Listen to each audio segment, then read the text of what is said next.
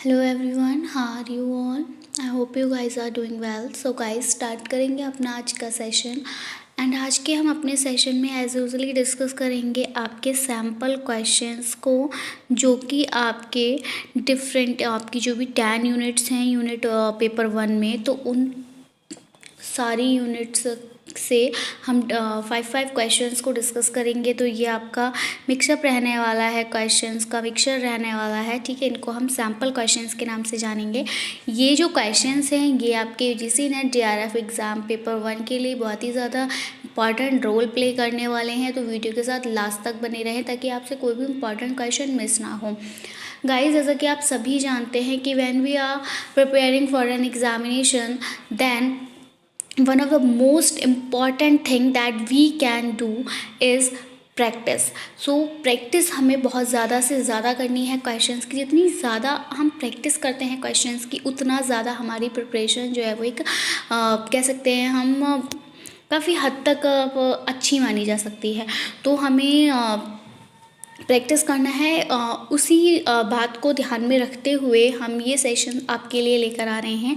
यहाँ पर वैसे हम लोगों ने काफ़ी सारी यूनिट्स के डिफरेंट मतलब सेपरेट वीडियोस बनाए हुए हैं, और यहाँ पर हम एक साथ ही 3 to 4 क्वेश्चंस को डिस्कस कर रहे हैं हर यूनिट के। तो वीडियो के साथ लास्ट तक बने रहें, चैनल को सब्सक्राइब करें एंड बेल आइकन प्रेस करें ताकि जब भी न्यू वीडियो अपलोड हो उसका नोटिफिकेशन आप तक पहुंच सके। तो ज़्यादा टाइम वेस्ट किए बिना स्टार्ट करेंगे। तो पहला जो हम स्टार्ट करने वाले हैं ये आपका आज का रीडिंग कॉम्प्रिहेंशन है। तो यहाँ पर ये जो पैसेज है इसको हमें पढ़ना है और 1 से लेके 5 तक के क्वेश्चंस को हमें पैसेज के बेसिस पे सॉल्व करने हैं। तो हम आपको ऑलरेडी काफ़ी बार ये बता चुके हैं कि जब भी हम पैसेज के क्वेश्चंस सॉल्व कर रहे होते हैं तो फर्स्टली हमें क्या करना होता है, the first thing that we do is read the questions. Okay, हमें सबसे पहले क्वेश्चंस को पढ़ना है, आफ्टर दैट हम पैसेज को पढ़ेंगे। क्योंकि उस केस में क्या होता है, जब हम पैसेज को रीड कर रहे होते हैं, क्वेश्चंस जो हमने पढ़े थे, क्योंकि 5 क्वेश्चंस होते हैं बेसिकली 4 to 5, तो उन क्वेश्चंस को अगर हम एक बार ही ना तो 2 बार ही पढ़ लेंगे, ठीक है। तो उसको अगर हम 2 बार ही पढ़ेंगे तो वो हमारे माइंड में जो है वो सेट हो जाएंगे। उसके बाद जब हम पैसेज रीड करते हैं तो क्या होता है कि बहुत जल्दी हमारा माइंड जो है वो वहाँ पे क्लिक कर जाता है कि हाँ, यहाँ क्वेश्चन ये हमने देखा था और यहाँ पैसेज में यहाँ ये वर्ड आया है, इट मीन्स इसका आंसर यही होगा। वहीं फटाफट से मार्क आउट कर दीजिए और जब आप आंसर सॉल्व करेंगे तो within a second you can solve the answer question. So इसलिए ये वाली जो ट्रिक है ये काफ़ी ज़्यादा अच्छी मानी जाती है। तो हम पहला क्वेश्चन देखेंगे, the problem raised in the passage reflects badly on our, यानी कि पैसेज में किसी भी एक प्रॉब्लम को दर्शाया जा रहा है तो वो जो प्रॉब्लम है जो कि पैसेज में रेज हुई है वो रिफ्लेक्ट कर रही है किस पे, हमारी किस चीज़ पे, पॉलिटिकल सिस्टम पे, सोशल बिहेवियर को दर्शा रही है, या फिर इंडिविजुअल बिहेवियर को, या फिर behaviour of a group of people को। नेक्स्ट है, according to passage political parties have mostly in mind. अगर हम पैसेज की बात करें तो पैसेज के अकॉर्डिंग जो पॉलिटिकल पार्टीज़ हैं वो माइंड में अपने क्या रखती हैं, सबसे ज़्यादा इकोनॉमिक प्रॉस्पेरिटी रखती हैं, वोट बैंक रखती हैं, पीपल्स वेलफेयर रखती हैं, पेट्रियोटिज्म रखती हैं। तो यहाँ पे तो आपको पैसेज पढ़ने की ज़रूरत ही नहीं है। Without reading the passage you can give the answer that.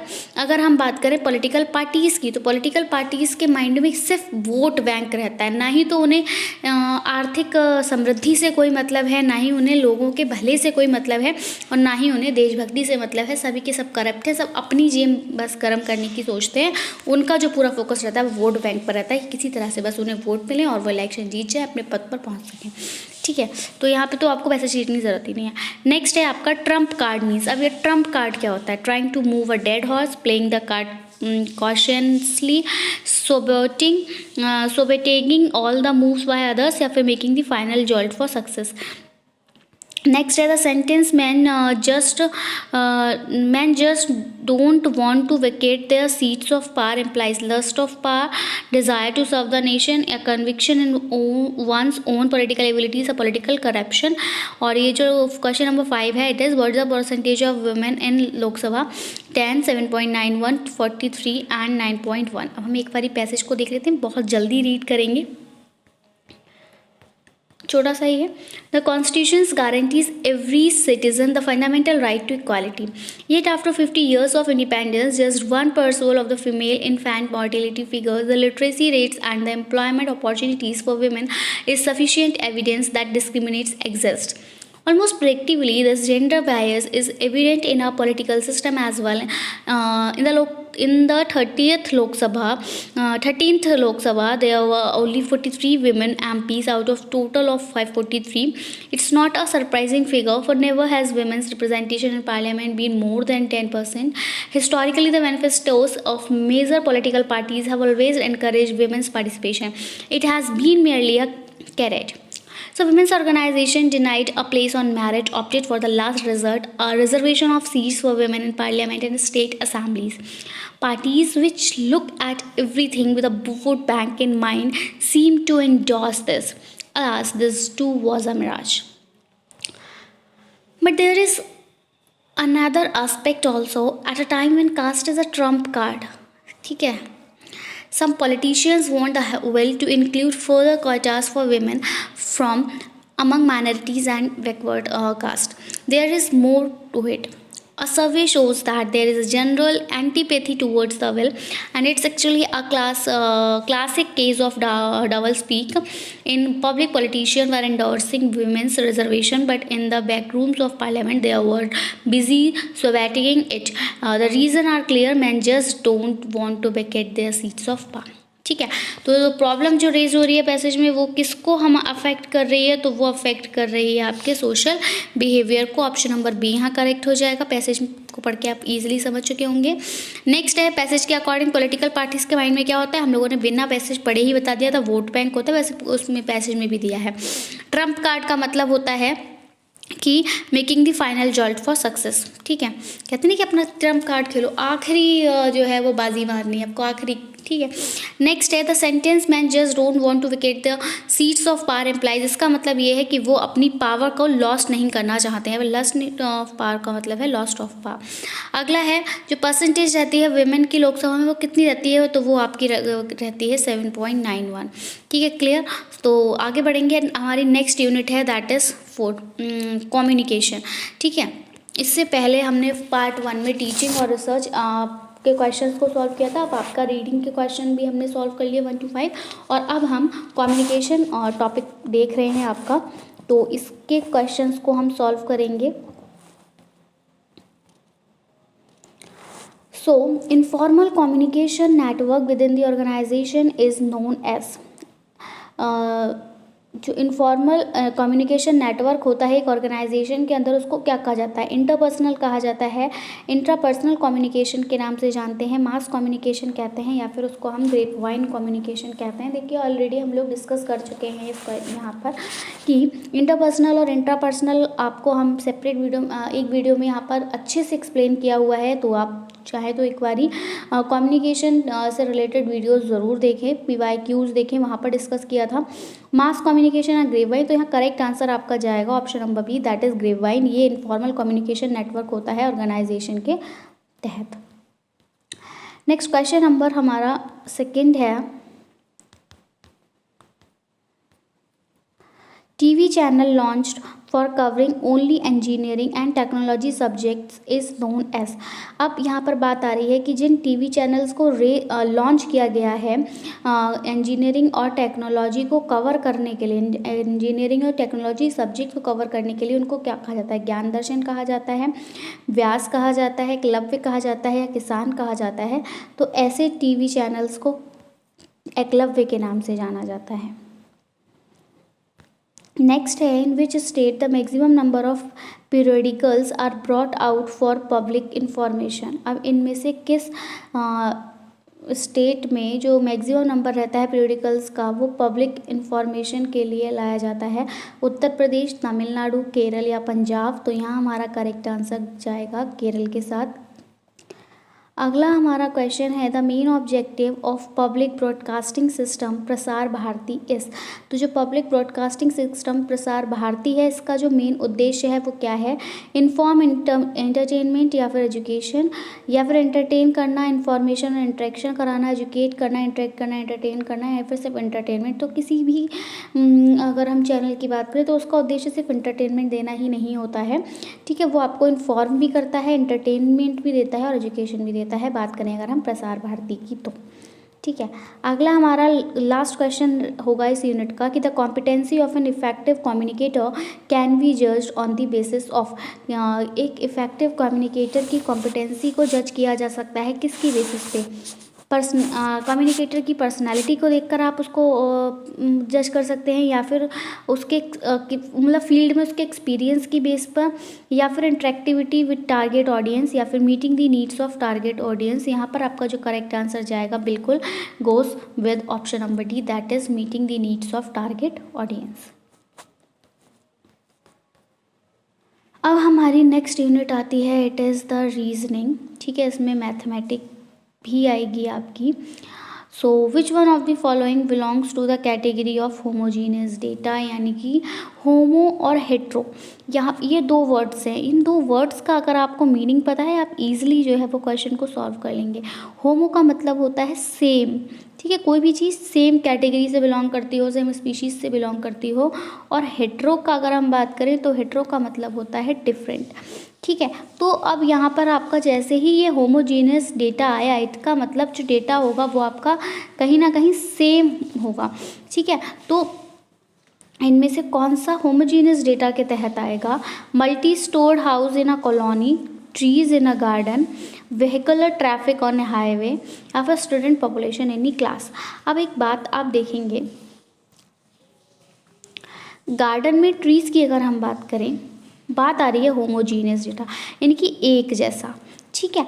अब यहाँ पर ट्रीज़ जो होते हैं गार्डन में, तो ज़रूरी नहीं है कि गार्डन में सिर्फ मैंगो ट्रीज़ ही हों, ठीक है, या गुआवा ट्रीज़ ही हों। अलग कोई भी ट्री, अलग अलग ट्रीज हो सकते हैं। नीम का पेड़ हो सकता है, एक आपके पीपल का पेड़ हो सकता है, गार्डन में आपके बैनियन ट्री भी हो सकता है, वहाँ पर मैंगो का ट्री भी हो सकता है, और भी काफ़ी सारे ट्रीज हो सकते हैं। वैरायटी ऑफ ट्रीज वहाँ देखने को मिलेंगे आपको एक गार्डन में, तो इसलिए ये ऑप्शन का गट जाएगा। Vehicular traffic on a highway, highway की अगर हम बात करें तो वहाँ पर सिर्फ ये नहीं होगा कि सिर्फ 2 व्हीलर्स ही चल रहे होंगे, वहाँ पर 4 व्हीलर्स भी चल रहे होंगे, और उन 4 व्हीलर्स में कार भी होंगी, ठीक है, आपके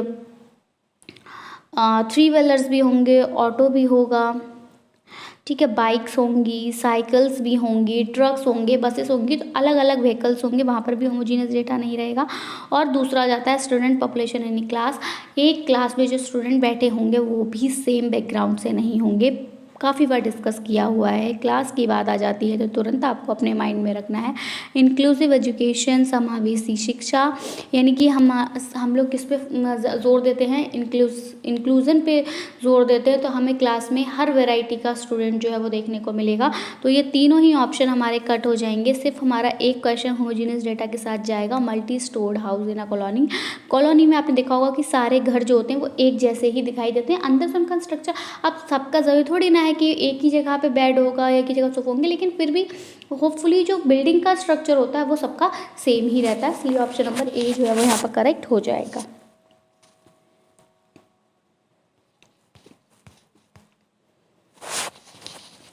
next question number 2 is in which of the following veg a theory is not different from a belief.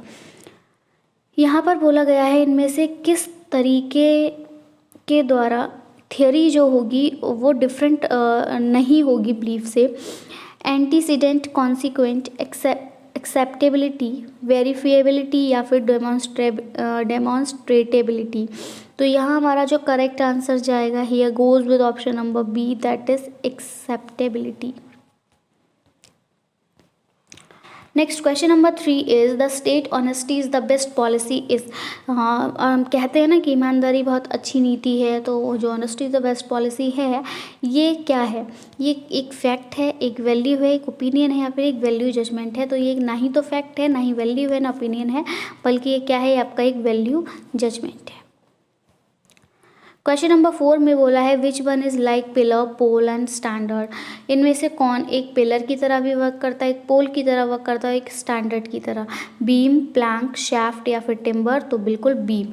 Beam को ही आप पिलर जब घर बनाते हैं तो कहते हैं ना beam of pillars and all, तो इसलिए ये वाला ऑप्शन आपका यहाँ पर करेक्ट हो जाएगा।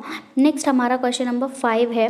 यहाँ पर आपको following incomplete series is presented. यहाँ पर आपको ये इनकम्प्लीट सीरीज दी हुई है और आपको यहाँ पर नंबर पता लगाना है क्वेश्चन मार्क की जगह पे कि अपनी सीरीज़ को कंप्लीट करने के लिए। तो आप सबसे पहले देखेंगे कि हुआ क्या है। तो आप देखिए 4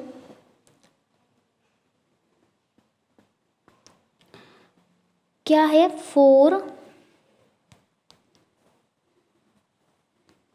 4 इंटू 4 तो यानी कि 4 जा 16। अब आप देखिए 16 का तो आपको 36 दिखाई दे रहा है, तो ये कैसे हुआ है।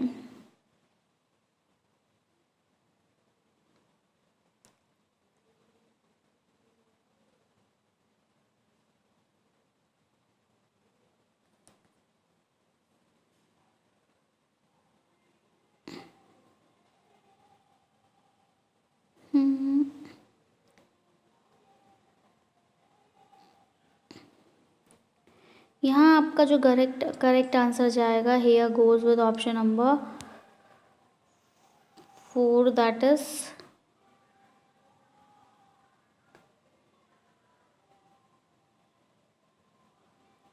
100। लेकिन अब ये हुआ कैसे, ये आपको देखना है।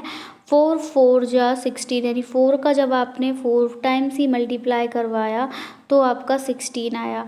अब 16 का मल्टीप्लाई आप कितनी बार करवाएंगे, तो 16 इंटू कितनी बार कराएंगे, 16 2 जा कितना होता है आपका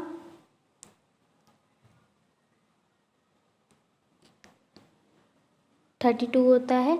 अब आपका 36 दिया हुआ है यानी कि आप इसमें कितना ऐड करेंगे, 4 ऐड करेंगे, ठीक है। फिर आपका 36 हो गया।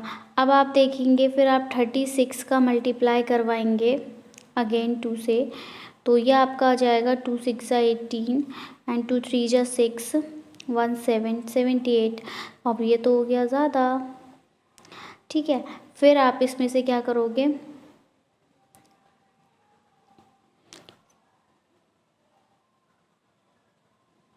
14 माइनस करेंगे तब आपका क्या आ जाएगा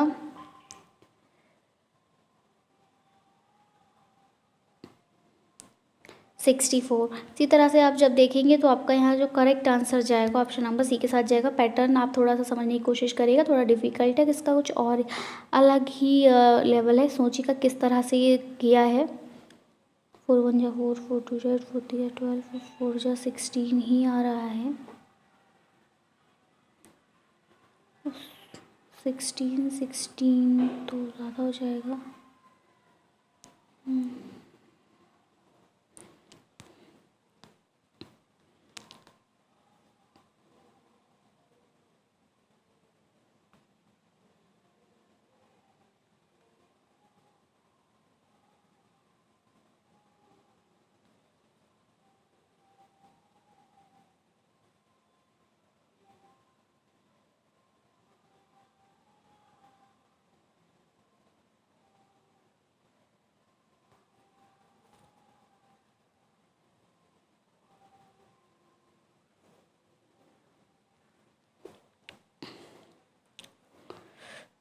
2 2 जा 4 4 2 जा 8, ठीक है। 8 2 जा 16 16 2 जा 32। यहाँ पे गड़बड़ हो रहा है, 32 यहाँ तक तो सही आ रहा है।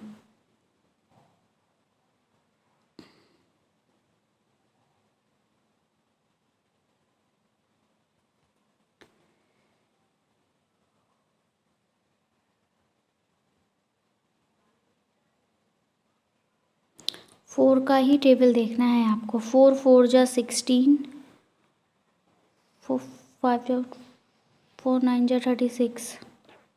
ये टेबल में ही देखो, 4 के टेबल में 4 टाइम्स तो आ रहा है 16।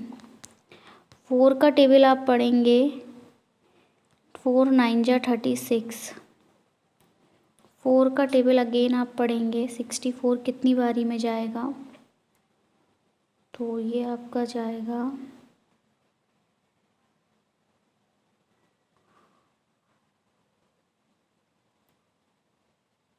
4 1 जा 4,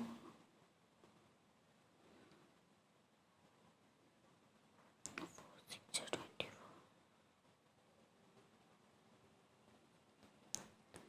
4 6 जा 24 और 4 1 जा 4,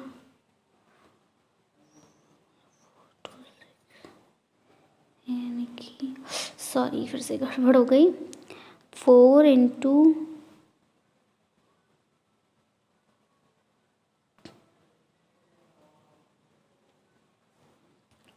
4 into 4 is equals to 16, 16 into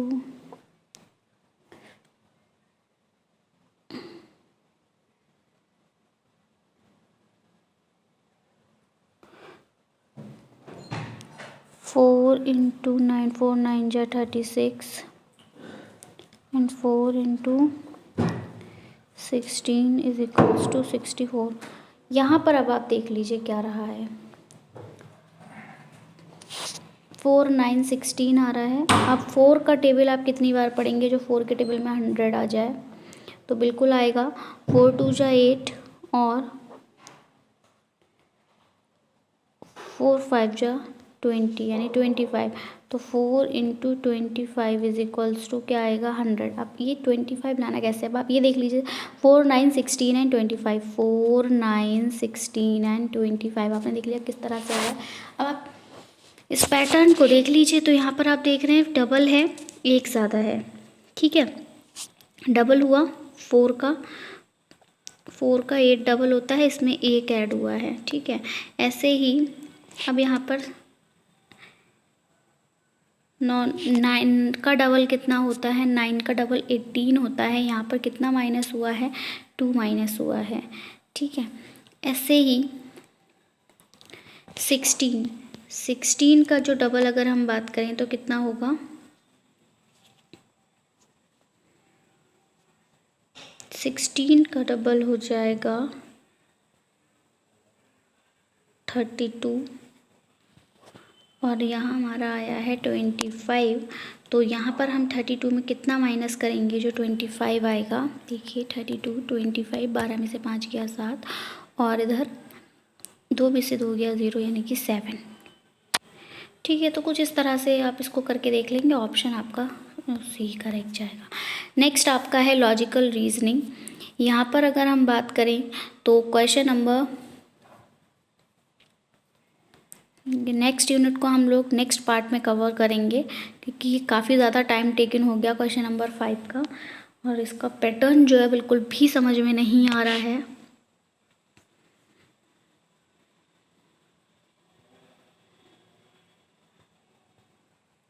क्या ऐसा है इसमें, एक बारी 2 से देख लेते हैं। 2 2 जा 4, 2 8 जा 16, 2 8 जा 16, 2 18 जा 36, 2 3 जा 6 और 2 2 जा 2 3 जा 6, 2 2 जा 4 यानी कि 2 32 जा 64,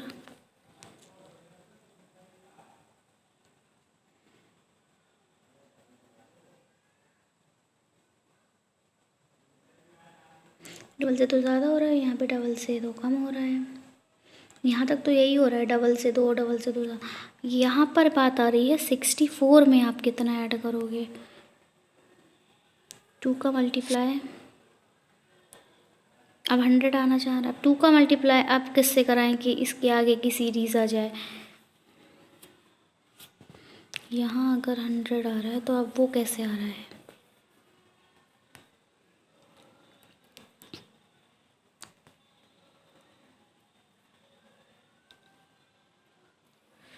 चलिए इस क्वेश्चन को हम एक सेपरेट वीडियो में डिस्कस करेंगे। आप तब तक इसका आंसर सी मानते चलिए और आप भी कोशिश करिए ट्राई करने की कि किस पैटर्न पर ये आंसर निकाला है। मुझे कमेंट सेक्शन ज़रूर बताइएगा। वीडियो पसंद आया हो तो प्लीज़ इसको लाइक करें, अपने फ्रेंड्स में शेयर करें और येस इस क्वेश्चन का आंसर अगर आप समझ पाते हैं तो प्लीज़ हमें कमेंट सेक्शन में ज़रूर बताएं और हम इस क्वेश्चन को नेक्स्ट पार्ट में सेपरेटली डिस्कस करेंगे। So that's it from my side. मिलेंगे हम अपनी किसी एक नई वीडियो के साथ। Till that take care and bye bye. Thanks for watching. Thanks, have a nice day.